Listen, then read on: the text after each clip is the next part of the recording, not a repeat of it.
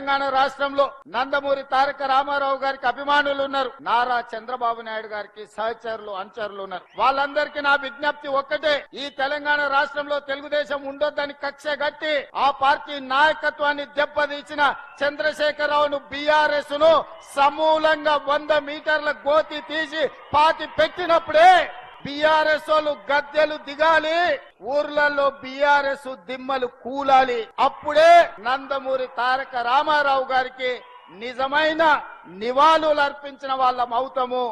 ఆ విధంగా మనము ముందుకు వెళ్లాల్సిన అవసరం ఉన్నది.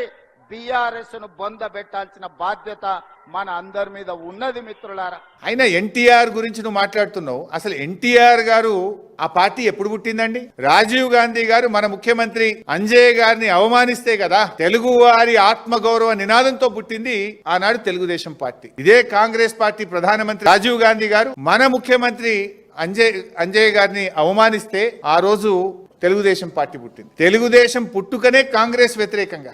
ఎన్టీఆర్ గారు ఆనాడు కాంగ్రెస్ పార్టీకి వ్యతిరేకంగా జాతీయ స్థాయిలో నేషనల్ ఫ్రంట్ నెలకొల్పిండు కదా. కాంగ్రెస్ భూస్థాపితమే నా లక్ష్యం అని ఎన్టీఆర్ గారు ప్రతినబూనిండు కదా. నిజంగా కాంగ్రెస్ భూస్థాపితం అయితే ఎన్టీఆర్ గారి ఆత్మశాంతి చేకూరుతుంది.